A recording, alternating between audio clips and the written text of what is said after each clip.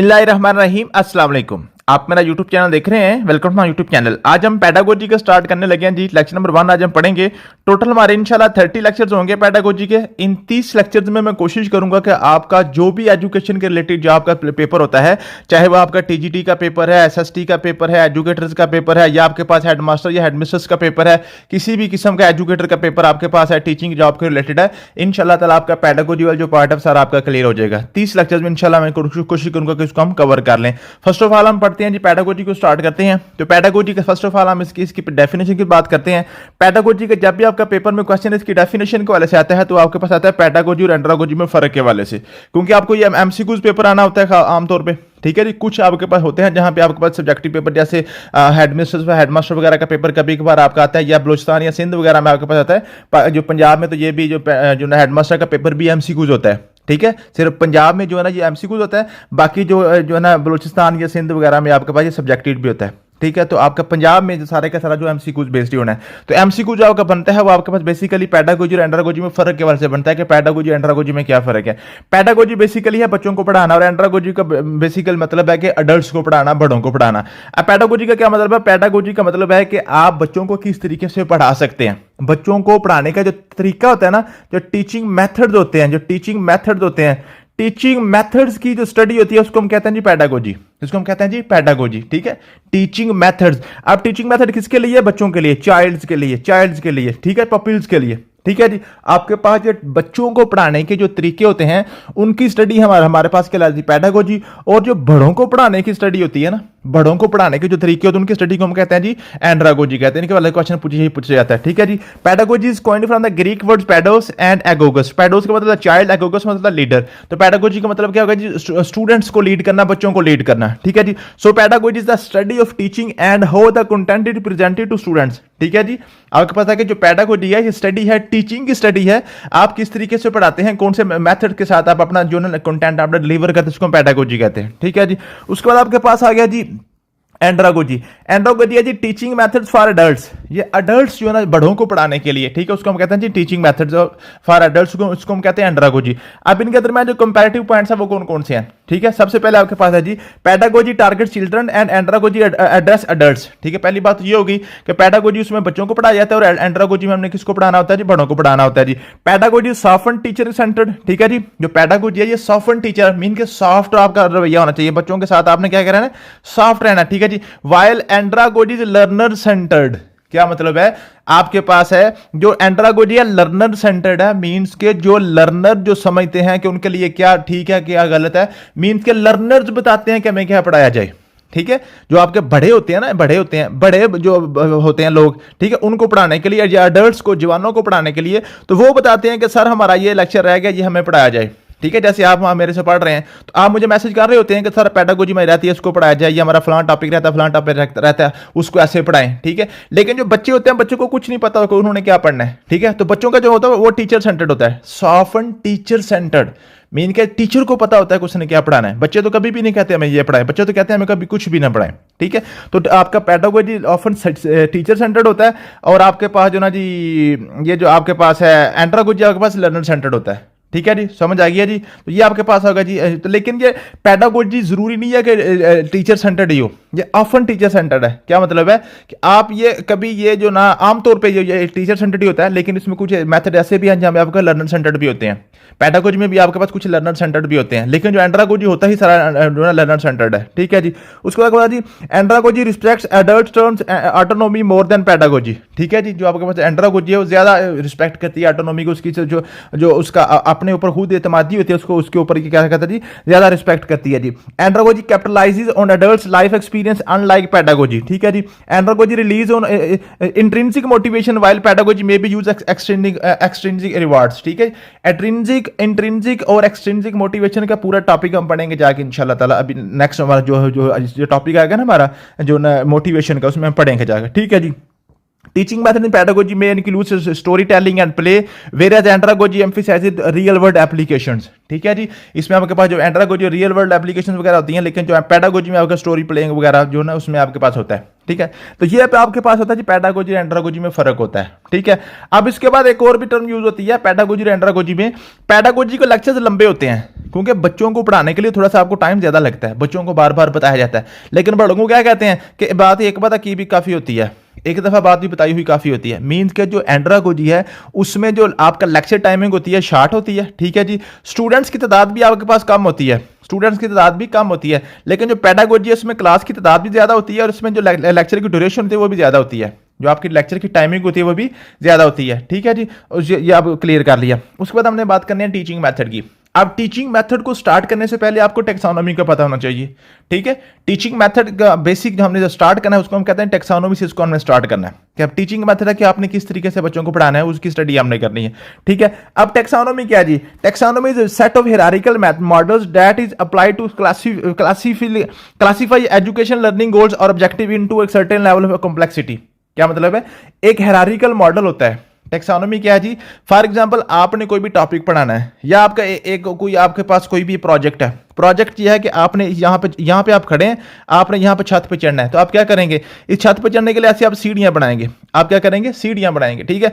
हर सीढ़ी को हम क्या करेंगे? एक हायरार्किकल, एक स्टेप बाय स्टेप लेकर चलेंगे। पहले आसान, फिर उससे मुश्किल, फिर उससे मुश्किल, फिर उसके मुश्किल।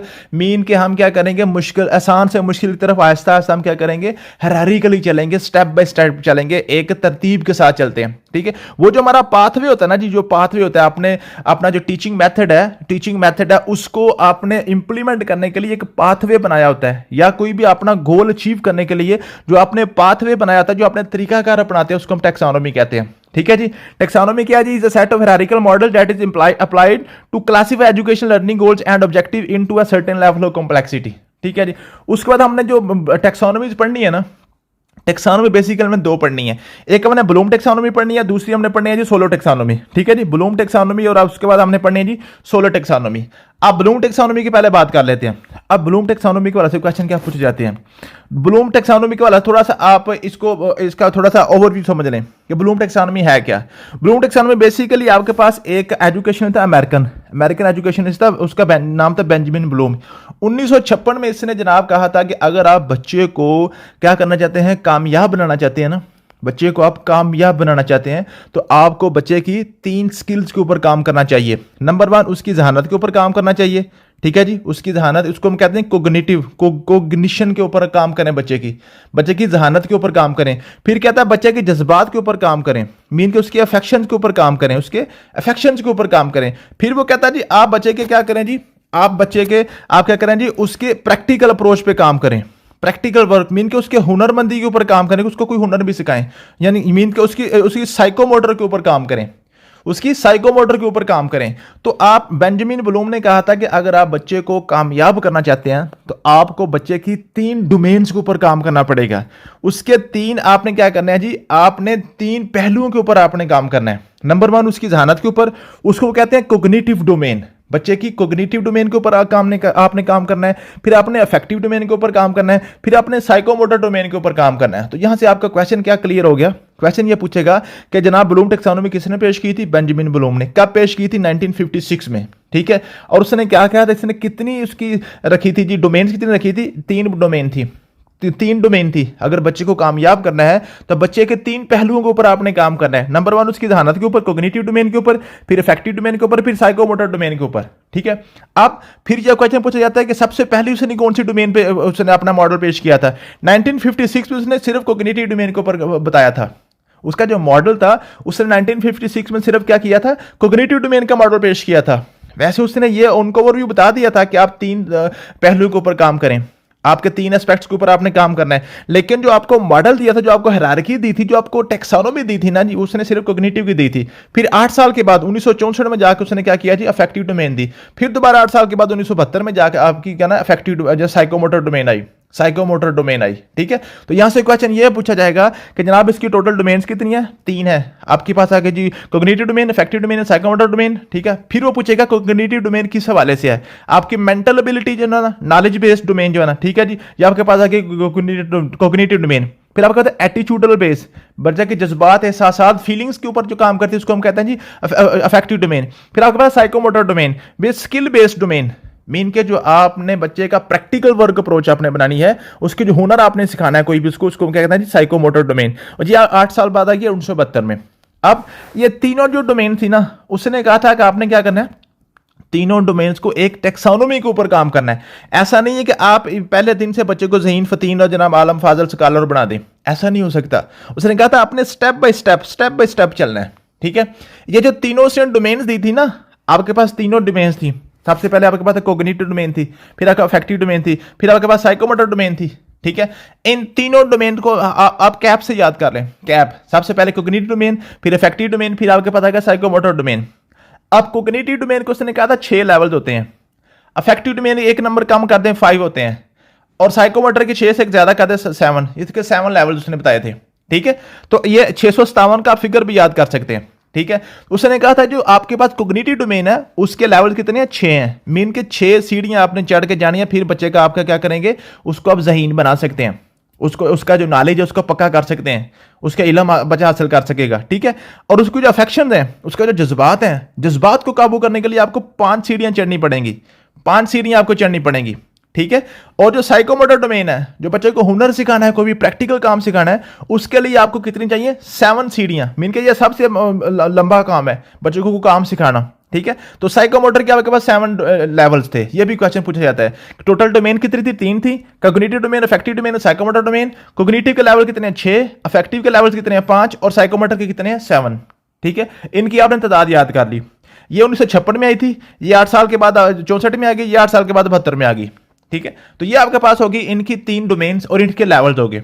उसके बाद फिर आपसे जो क्वेश्चन पूछा जाएगा, वहां से पूछा जाएगा कि इनके लेवल्स के हवाले से पूछेगा कि इनके लेवल्स की तरतीब बताएं, इनके लेवल्स के नाम बताएं और इनकी तरतीब बताएं, इनके लेवल्स के नाम बताएं और तरतीब बताएं, ठीक है। सबसे पहले आपने बात करी कोग्निटिव डोमेन की। कोग्निटिव डोमेन के आपके पास 6 लेवल हैं, 6 लेवल हैं। सबसे पहले आपके पास होता है नॉलेज। पहला लेवल आपके पास क्या है, नॉलेज। यहां से मैंने इसको बेस से नीचे से ऊपर की तरफ लिखे हुए हैं ऐसे, ठीक है। नीचे से पहले वाला नीचे, फिर दूसरा, फिर तीसरा, फिर चौथा, पांचवा, ऐसा मैंने लिखा हुआ है, ठीक है। तो आपका कोग्निटिव लेवल, कोग्निटिव डोमेन का सबसे लोअर लेवल जो आपका लेवल है, जो लोएस्ट लेवल है, उसको हम कहते हैं नॉलेज। फिर आपके पास है कॉम्प्रिहेंशन, ठीक है। फिर आपके पास है एप्लीकेशन, फिर है एनालिसिस, फिर है सिंथेसिस, फिर है आपके पास इवैल्यूएशन, ठीक है। KCAASC, KCAASC, इससे भी आप एक्रोनिम से भी आपको याद कर सकते हैं। मैंने इसको ऐसे याद किया था, KCAASE, ठीक है। K for knowledge, C for comprehension, A for आपके पास आ गया analysis, A for application, S for आपके पास आ गया सिंथेसिस, और E फॉर इवैल्यूएशन आ गया, ठीक है। तो ये आपने एक दिन की तरतीब याद कर लेनी। क्वेश्चन पूछता है कि जो आपके पास जो ना कोग्निटिव डोमेन है, उसका फर्स्ट लेवल कौन सा है, उसका आखिरी लेवल कौन सा है, लोएस्ट कौन सा है, हाईएस्ट कौन सा है। फिर वो कहता है जी नॉलेज के बाद क्या आता है, एप्लीकेशन के बाद क्या आता है, सिंथेसिस से पहले क्या आता है, इवैल्यूएशन के पहले क्या आता है। इस तरीके से पूछता है, इसकी आपने तरतीब याद करनी है, ठीक है। फिर क्या हुआ जी, ये 1956 में जो आपके पास कोग्निटिव डोमेन आई थी ना, कोग्निटिव डोमेन आई थी, उन कोग्निटिव डोमेन को 2001 में बेंजामिन का ही एक शागिर्द था, बेंजामिन ब्लूम का ही एक शागिर्द था, ठीक है जी। लॉरेन एंडरसन बेंजामिन ब्लूम का ही शागिर्द था। उसने 2001 में क्या किया था, कोग्निटिव डोमेन को उसने रिवाइज कर दिया, कोग्निटिव डोमेन को उसने रिवाइज कर, उसने क्या किया, इसमें थोड़ी सी बेहतरी की गुंजाइश है, इसमें बेहतरी की गुंजाइश ने क्या किया, बेहतरी की गुंजाइश ये है कि आप क्या करें जी, जो ये जितने भी आपके ये एब्स्ट्रैक्ट नाउन लिखे हुए हैं ना, नाउन लिखे हुए हैं, नॉलेज है, ये इल्म का नाम है, कॉम्प्रिहेंशन, एप्लीकेशन, मीन के सारे नाउन लिखे हुए हैं, इसम लिखे हुए हैं, इन सब को वर्ब में चेंज कर दो, वर्ब में चेंज कर दो, काम में चेंज कर दो। नॉलेज को रिमेंबरिंग में याद कर लो, ठीक है जी। कॉम्प्रिहेंशन को अंडरस्टैंडिंग में, एप्लीकेशन को अप्लाइंग में, एनालिसिस को एनालाइजिंग में, सिंथेसिस को इवैल्यूएशन में, सिंथेसिस को क्रिएटिंग में, और इवैल्यूएशन को इवैल्यूएटिंग में। और फिर उसने क्या किया था, जो आखिरी 2 लेवल थे उनको आपस में क्या कर दिया था, इंटरचेंज कर दिया था। आखिरी 2 लेवल्स को आपस में इंटरचेंज कर दिया था। मीन्स के जो इवैल्यूएशन को उसने 5वें नंबर पर ले आया था और सिंथेसिस को 6ठे नंबर पर चला गया था, और सिंथेसिस को उसने नाम रखा था क्रिएटिंग, उसका नाम उसने क्या रखा था, क्रिएटिंग। तो यहां से आपका क्वेश्चन ये बनता है कि आपकी जो कोग्निटिव डोमेन है, ब्लूम टैक्सोनॉमी जो है वो कब रिवाइज हुई थी, 2001 में रिवाइज हुई थी। किसने की थी, लॉरेन एंडरसन ने की थी, ठीक है जी। उसने कौन सी डोमेन में चेंजिंग की थी, सिर्फ अपनी कोग्निटिव डोमेन में चेंजिंग की थी। क्या उसने चेंज किया था, उसने नाउन से वर्ब में सारे अपने लेवल्स का नाम नाउन से वर्ब में चेंज कर दिया था। और दूसरे बार आखिरी 2 जो थे, 5वां और 6ठा, उसको आपस में क्या कर दिया था, इंटरचेंज कर दिया था। 5वें और 6ठे को आपस में इंटरचेंज कर दिया था, तो ये आपके पास क्वेश्चन ये भी क्लियर हो गया आपका जो कॉग्निटिव डोमेन के वाले से जो जो जो रिवाइज ब्लूम टेक्सोनोमी है ना, जो रिवाइज ब्लूम टेक्सोनोमी है, इसका क्वेश्चन क्लियर हो गया। ठीक है जी, तो ये आपके पास बेसिक क्वेश्चन था कुछ। उसके बाद अब हम इसको क्या करते हैं जी, इनको थोड़ा सा एक्सप्लेन करने की कोशिश करते हैं जो आपके क्वेश्चन अंदर से आते हैं। आपके जो क्वेश्चन अंदर से आने वो करते हैं। सबसे पहले आपने इसकी स्टैटिस्टिक्स आपने समझ ली, स्टैटिस्टिक्स आपने समझ लिया। सबसे पहले कि आपके पास 1956 में बेंजामिन ब्लूम जो आपके पास था ना, ये आया था अमेरिका से था। ठीक है, इसने ब्लूम टेक्सोनॉमी पेश की थी। ठीक है जी, 1964 में इसने इसकी जो ना दूसरी जो ना डोमेन जो ना अफेक्टिव डोमेन पेश की थी। फिर 1972 में 8 साल के बाद 8 साल का वक्फा है। ठीक है, फिर साइकोमोटर डोमेन आ गई थी। कोग्निटिव डोमेन आपके पास जो ना ये कोग्निशन के वाले से है, मेंटल एबिलिटीज के वाले से है। ठीक है जी, इंफॉर्मेशन के वाले से है, नॉलेज के वाले से है। 1964 में जो आई थी इफेक्टिव डोमेन, ये आपके पास फीलिंग्स के वाले से है, फीलिंग्स के वाले से है। ठीक है जी, उसके अफेक्शंस के वाले से है, जज्बात एहसासात के वाले से है। ठीक है जी, उसके बाद 1972 में जो आई थी साइकोमोटर डोमेन, ये थी उसके जनाब जो ना प्रैक्टिकल वर्क के वाले से, उसकी स्किल्स के वाले से, उसकी स्किल्स के वाले से। ठीक है, ये साइकोमोटर डोमेन आई थी। टोटल इसकी 3 डोमेन्स थी। ठीक है, 2001 में क्या किया था, इसका शागिर्द था लॉरेन एंडरसन, उसने इसको क्या कर दिया, रिवाइज कर दिया था। कोग्निटिव डोमेन को उसने रिवाइज किया था, उसने नाउन से वर्ब में चेंज कर दिया था। ठीक है, और आखिरी 2 को इंटरचेंज कर दिया था। ठीक है, वैल्यूएशन को वैल्यूएट करके उसने 5वें पे ले आया था। ठीक है, और जो आपके पास था जी सिंथेसिस को क्रिएटिंग करके वो आखिरी पे ले गया था। ठीक है जी, समझ आ गया। तो ये आपके पास हो गया जी इसके बेसिक क्वेश्चन। अब हमने बात करनी है इसकी नेक्स्ट, इसकी जो हमने इसको तरतीब के साथ जो हमने याद कर लिया। ठीक है, हमने तरतीब तो इनके याद कर ली। इसके जो लेवल्स हैं, लेवल्स के लिए हमने ये फिगर याद कर लिया 5 6 7। ठीक है जी, ये आपके पास आ गया, सॉरी 6 5 7 6 5 7 657। ठीक है, ये कोग्निटिव डोमेन के 6 लेवल्स हैं, इफेक्टिव के 5 हैं, साइकोमोटर के आपके पास 7 है। ठीक है जी, तो इसके हमने याद कर लिया KCAASE से, KCAASE से। ठीक है, इसी तरीके से इनके हमने नाम याद कर लिए। अब उसके बाद हमने याद करना है कि ये इसका जो बेसिक थीम वो आपने क्या याद करना है। बेसिक थीम ये है कि आपने अननोन से अननोन का सफर आपने तय करना होता है। अननोन से अननोन तक सफर, इसका क्या मतलब है। अननोन, सबसे पहले अननोन आपके पास क्या है, जो बच्चा नहीं जानता। ऐसी बात बच्चों को बतानी जो बच्चा नहीं जानता, वो उसके बारे में उसको बिल्कुल कोई पता नहीं है। ठीक है, वो उसके बारे में अननोन है। फिर वो अननोन को फिर हमने उसको बताया, आस्ते आस्ते उसको एक्सप्लेन किया, अप्लाई करके उसको दिखाया, उसने उसकी वैल्यूएशन की, क्या ये वाकई ठीक है कि नहीं। बच्चे ने परखा, असेसमेंट की, परखने के बाद उसने क्या किया, उसको अपनी लाइफ में अप्लाई किया। फिर उसके बाद उसने वहां से एक अननोन चीज उसने क्या कर दी, उसने खुद दरियाफ्त कर दी। वो चीज जो हम नहीं जानते, जो जुमाना नहीं जानता, लोग नहीं जानते, जो पहले कोई भी नहीं जानता था, वो उसने क्या कर दिया, क्रिएट कर दिया। क्या मतलब है कि बच्चा कुछ नहीं जानता था, उसको हमने रास्ता दिखाया, फिर उसने जाके हमें वो दिखाया जो हम नहीं जानते थे। अननोन से अननोन का सफर तय करना है कि बच्चा बिल्कुल जीरो था, उसको अननोन था, उसको कुछ पता नहीं था। फिर आस्ता आस्ता उसने क्या किया, उसने पढ़ना लिखना स्टार्ट किया, और हमने उसको इस लेवल पे ले गए कि एंड पे जाकर उसने क्रिएशन स्टार्ट कर दी, कि वो चीजें जो कोई भी पहले नहीं जानता था, उसने वो आइडियाज जनरेट करना स्टार्ट कर दिए। अब ये तीनों में यही आपने पैटर्न याद करना है। कोग्निटिव में भी यही पैटर्न है, अफेक्टिव में भी यही पैटर्न है, और साइकोमोटर में भी यही पैटर्न आपके पास है। यही आपके पास है, यही पैटर्न चलता है आपके पास तीनों डोमेन्स में आपके पास यही पैटर्न चलना है। ठीक है जी, आप पैटर्न थोड़ा समझने की कोशिश करते हैं। देखिए जी, जैसे आपके पास ये है, सबसे पहला लेवल आपका रिमेंबरिंग का। रिमेंबरिंग क्या जी, बच्चे ने जो भी हमने उसको पढ़ाना चाह रहे हैं, जो सिखाना चाह रहे हैं, सबसे पहले उसको रिमेंबर करवाएं, चीजों को याद करवाएं, रट्टा लगवा लें, समझ लें। ठीक है जी, उसको आपने क्या किया, उसको नॉलेज दिया। नॉलेज से हमने क्या कर दिया, रिमेंबरिंग। उसने उसको नॉलेज दे दिया, जस्ट उसको पढ़ा दिया आपने कि बाद बेटा A फॉर एप्पल होता है, B फॉर बॉल होता है, C फॉर कैट होता है। उसके आपने क्या कर दिया, सबसे पहले इस्लाम का भी यही तरीका है ना, सबसे पहले क्या अल्लाह ताला ने क्या किया था, आदम अलैहिस्सलाम को नाउन सिखाए थे, नाम सिखाए थे। ठीक है, इसी तरीके हम भी चलते हैं, A for apple, B for ball, C for cat, D for duck. हम यहीं से बच्चों को पढ़ाना स्टार्ट करते हैं नाउन, अलिफ से अनार, बे से बिल्ली, ये हम उसके नाउन पढ़ाना स्टार्ट करते हैं, इसमें पढ़ाना शुरू करते हैं, रिमेंबरिंग करी। फिर जब ये उसका पहला लेवल था, जब बच्चा कुछ चीज को याद करता है, किसी चीज का नाम अपने माइंड में, नॉलेज उसके पास आता है, उसको उसका पहला लेवल होता है। फिर उसके बाद मीन्स के पहले उसको कुछ पता नहीं था, अब उसने क्या किया, उस चीजों को रिमेंबर किया। अब दूसरा लेवल अंडरस्टैंडिंग का। अंडरस्टैंडिंग उसका, इसका पहला नाम था कॉम्प्रिहेंशन। मीन के क्या किया, उसने अंडरस्टैंड कर लिया, दो चीजों के दरमियान फर्क करना सीख गया, दो या दो से ज्यादा चीजों के दरमियान कॉम्प्रिहेंशन करना सीख गया, उसको रिमेंबरिंग अंडरस्टैंडिंग करना सीख गया। ठीक है, ये उसका दूसरा लेवल है।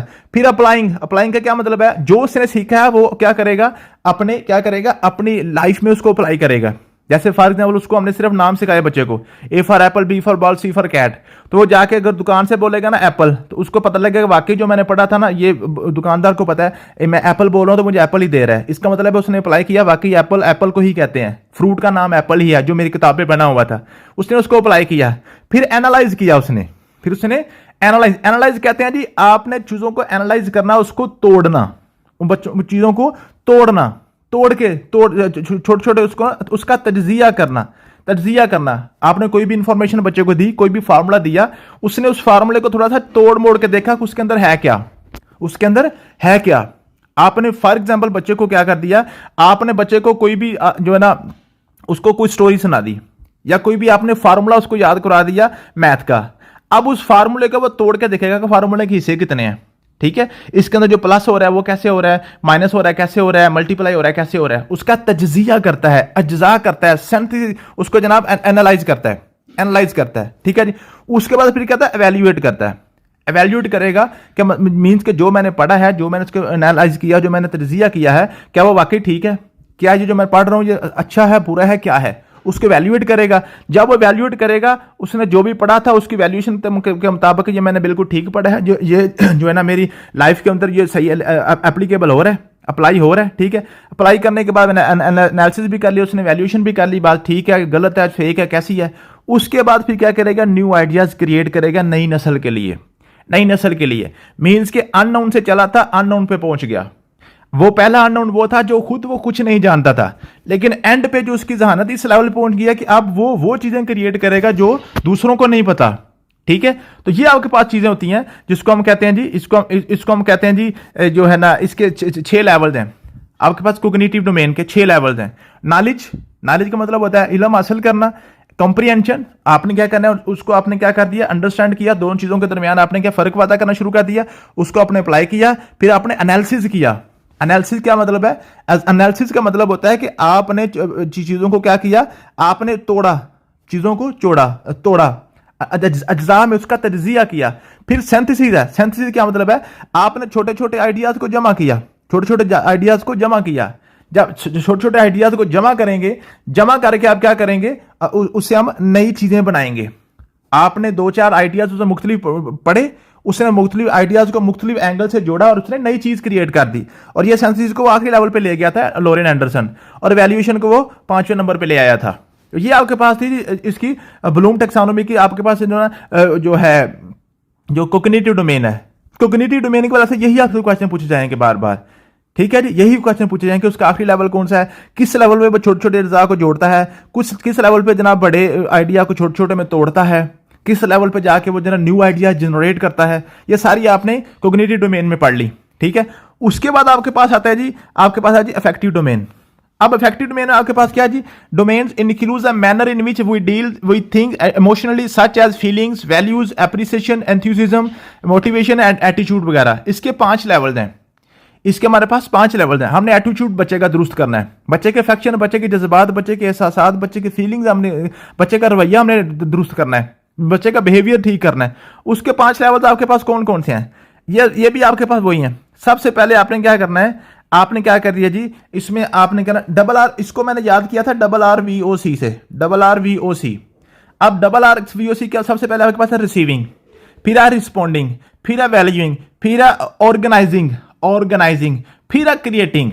अब क्रिएटिंग का नाम कभी इंटरनलाइज वैल्यूज इसको बोल देता है, कभी इसको क्रिएशन बोल देता है, ठीक है जी। तो आपने पैटर्न वही याद रखना है। अब रिसीविंग का क्या मतलब है, बच्चे के पहले पास कुछ भी नहीं है, उसके बाद कोई एटीट्यूड नहीं है, कोई मैनर्स नहीं है, उसको कोई बोलने का, बैठने का, उठने का कोई पता नहीं है। उसने क्या किया, रिसीव किया। क्या मतलब है, लोगों से सीखना शुरू किया, लोगों को देखना शुरू किया, लोगों को उसने क्या किया, सुनना शुरू किया।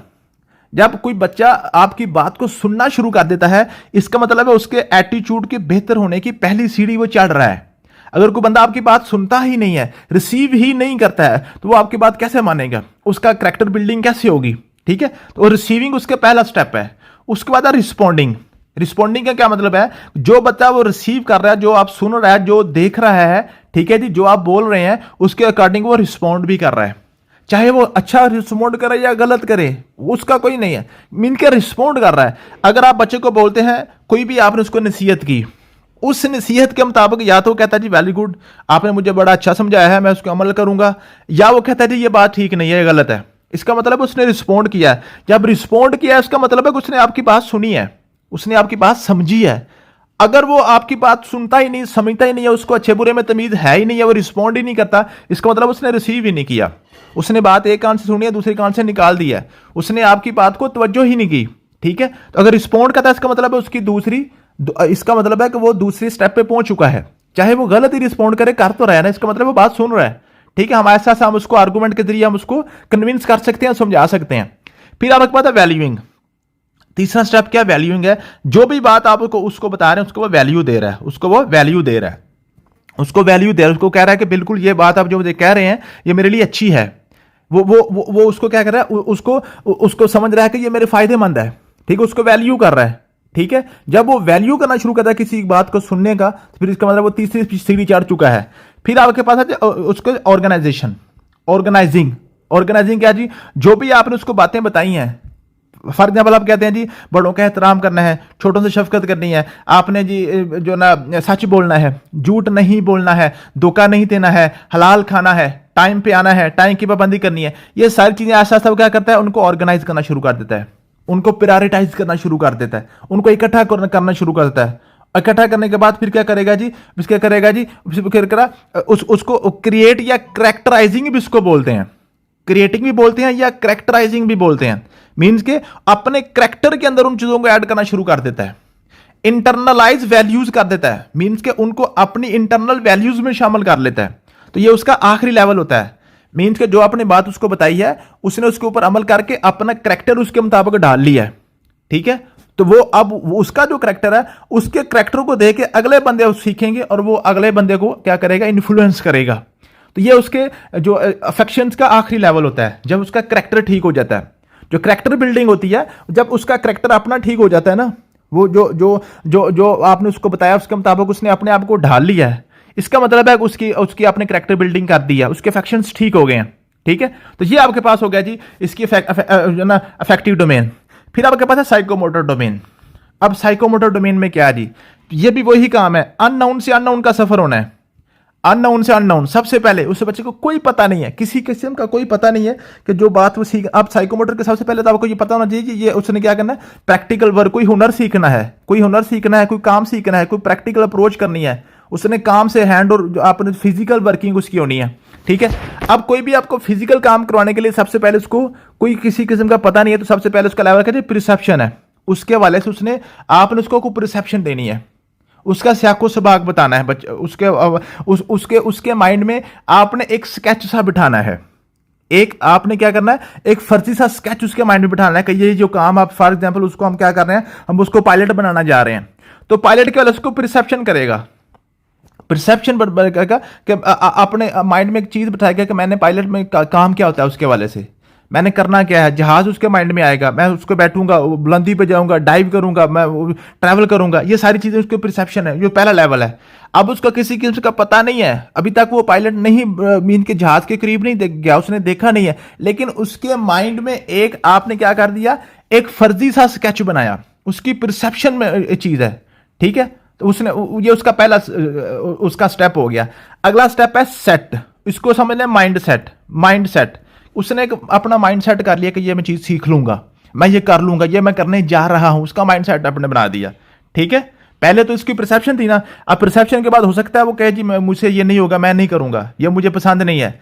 लेकिन अगर परसेप्शन के बाद वो सेट हो जाता है, मीन के माइंड सेट का बना लेता है, इसका मतलब वो दूसरे लेवल पे आ गया। उसके बाद है गाइडेड रिस्पॉन्स। गाइडेड रिस्पॉन्स का मतलब है कि आप क्या करेंगे, आप जो उसको सिखाएंगे ना, आप उसको पायलट बनाने जा रहे हैं, आप उसको बता रहे हैं कि बेटा ये जो लीवर है ना, इस लीवर को आप अप करोगे तो जहाज ऊपर की तरफ जाएगा, डाउन करोगे तो नीचे की तरफ आएगा। ठीक है, तो वो क्या करेगा, गाइडेड रिस्पॉन्स, जैसे आप गाइड करेंगे वैसे वो करता जाएगा, जैसे आप गाइड करेंगे वैसे वो करता जाएगा। ठीक है, या फॉर एग्जाम्पल आप बच्चे को क्या कर रहे हैं, को मैकेनिक बना रहे हैं, ठीक है, आप उसको मैकेनिकल इंजीनियरिंग कर रहे हैं, इंजन खोलने की कोशिश कर रहे हैं, आप उसको बता रहे हैं जो नट है ना या बोल्ट है, इसको आपने ऐसे घुमाएंगे जो खुल जाएगा, तो जैसे ऐसे बता रहे हैं वैसे वैसे वो कर रहा है। मीन के स्टार्ट पे तो आप उसको बताएंगे तो फिर भी उसको नहीं पता चलेगा आप कैसे कर रहे हैं। लेकिन एक वक्त ऐसा आता है कि जब आप उसको जो काम कहते हैं वो आपकी गाइडेंस के मुताबिक वो काम करने के काबिल हो जाता है, उसको कहते हैं गाइडेड रिस्पॉन्स। ठीक है, फिर वो मैकेनिक जब बन जाता है, मैकेनिज्म क्या है, जब वो मैकेनिक हो जाता है, मींस के जो गाइडेड रिस्पॉन्स में से अगला लेवल क्या है जी, वो उसके मैकेनिज्म को समझना शुरू कर देता है कि वो जो नट है वो मुझे जो मेरा टीचर था वो कह रहा था कि आप इसको ऐसे घुमाएंगे तो ये खुल जाएगा, तो वो समझना शुरू करता है ये खुलता क्यों है। मीन के सिर्फ टीचर ये नहीं है कि टीचर ने मुझे कहा तो ये ऐसे खुल जाएगा, बल्कि इसके पीछे लॉजिक क्या है, इसके पीछे मैकेनिज्म क्या है। ठीक है जी, तो वो देखना शुरू कर देगा कि नीचे इसके चूड़ियां हैं, जब चूड़ी को हम ऊपर की तरफ घुमाते हैं ना उसके रिंग को, तो वो ये खुल जाता है, जब नीचे की तरफ घुमाएंगे तो वो बंद हो जाएगी। ठीक है, तो वो क्या करेगा, या जो मैं जहाज का लीवर उसको ऊपर की तरफ करूंगा तो ये जो एयर प्रेशर है वो नीचे की तरफ हो जाएगा, जब मैं लीवर को नीचे की तरफ करूंगा एयर प्रेशर ऊपर की तरफ हो जाएगा, उससे जहाज नीचे ऊपर, वो मैकेनिज्म समझना शुरू कर देता है। फिर आज complex over response. Complex over response का मतलब होता है कि आप उसको गाइड ना भी करें, आपकी गैर मौजूदगी में भी वो क्या करेगा, वो काम अपना करना शुरू कर देगा। मीन्स के पहले उसने क्या किया, गाइडेड रिस्पॉन्स किया, आपके पास होके किया, फिर आपके पास उसने मैकेनिज्म को समझा, फिर उसने क्या कर दिया, आपकी गाइडेंस के बगैर खुद ही वो काम करना शुरू हो गया। ठीक है, आपने जस्ट उसको ये बताया, आप ये जो प्लेन पकड़े, आप जनाब जाके ना जनाब जो ना मिसाइल दाग के आए इंडिया में जाके, उसने पकड़ा, प्लेन पकड़ा और चला गया। ठीक है, ये कॉम्प्लेक्स ओवर रिस्पॉन्स है कि मतलब कि वो खुद ब खुद करना शुरू हो गया। फिर है अडेप्टेशन। अडेप्टेशन मतलब है कि वो ये जो आपने तरीका उसको सिखाया है वो अडाप्ट कर लेता है, वो किसी और जगह पे भी यही तरीका इस्तेमाल कर लेता है। फॉर एग्जांपल आपने जो नट है ना, नट उसको खोलना सिखाया है मोटरसाइकिल के इंजन का, अब इसी तरीके का नट उसको खोलना पड़ गया ट्रैक्टर का, तो यही तरीका वो ट्रैक्टर के पे भी जाके आजमा लेगा।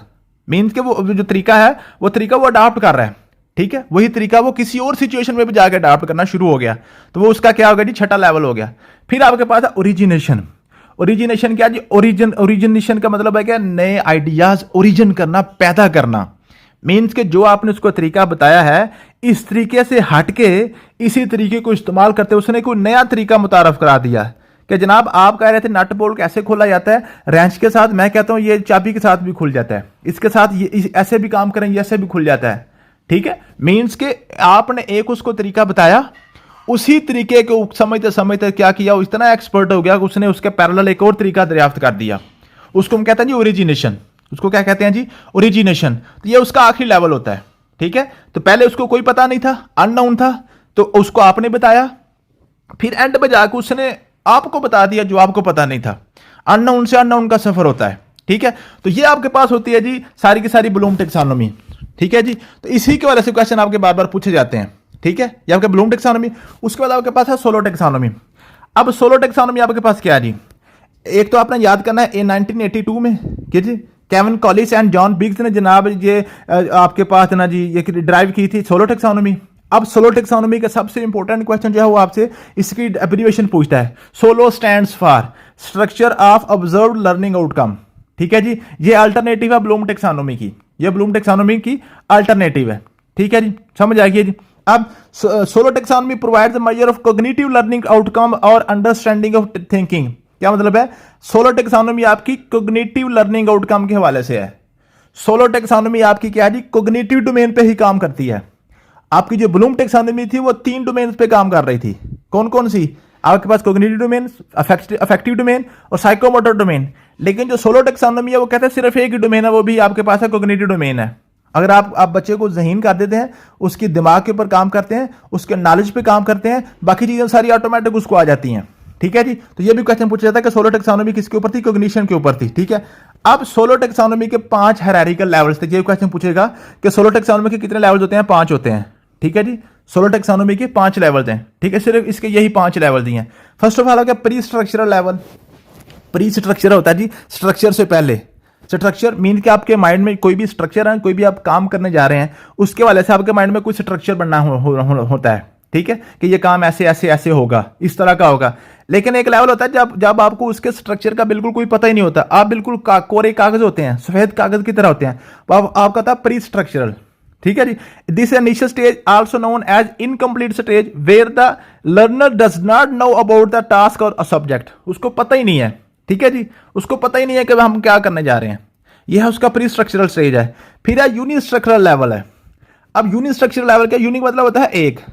अब जो भी वो काम करने जा रहा है उसके वाले से एक इंफॉर्मेशन इसको मिल गई है, एक इंफॉर्मेशन उसको मिल गई है।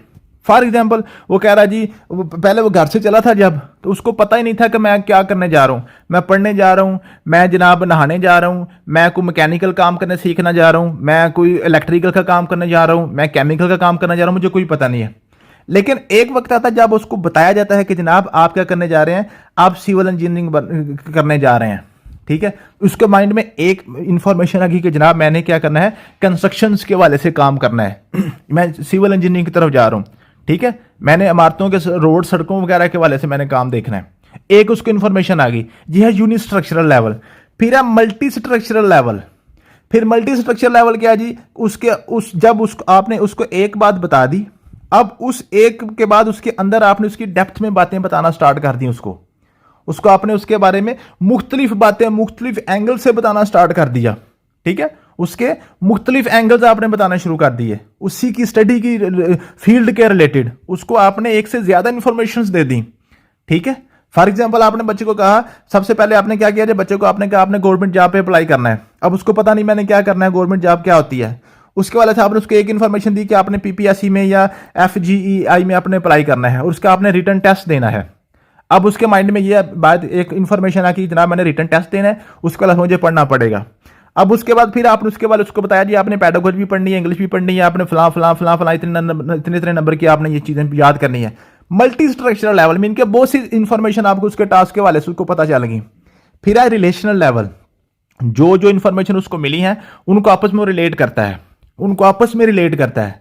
ठीक है जी, ये सारी इंफॉर्मेशन जो उसको पास मिल गई है, सारी इंफॉर्मेशन रिलेट करके एक वो नतीजा निकालता है, एक वो नतीजा निकालता है कि जनाब मुझे ये करना है, ये मेरी हायरार्की है, ये मेरा पाथवे है, इसके ऊपर मुझे चलना पड़ेगा। ये है रिलेशनल लेवल। फिर है एक्सटेंडेड एब्स्ट्रैक्ट लेवल। ठीक है जी, ये क्या जी, by this level students are able to make connection with the provided task and they also create connection beyond that. क्या मतलब है, एक्सटेंडेड एब्स्ट्रैक्ट लेवल। एब्स्ट्रैक्ट वो चीज होती है जो आपने नहीं देखी है। एब्स्ट्रैक्ट से बाहर के उसने आउट ऑफ द बॉक्स सोचना है, उसने आउट ऑफ द बॉक्स सोचना है।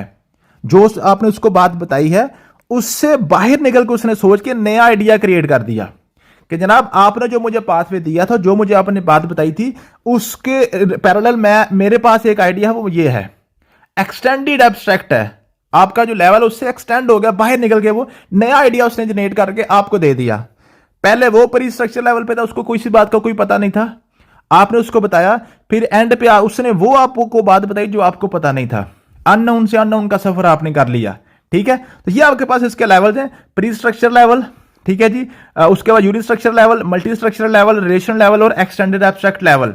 इसके नीचे आपके पास मैंने टेस्ट दिया हुआ है, ये टेस्ट है आपके पास है, 10 नंबर का टेस्ट है। अगर आपने ये अच्छे तरीके से ये मैंने लेक्चर सुना है, पढ़ा है, ये टेस्ट आपके लिए इजी होगा, बिल्कुल आप आसानी से कर लेंगे।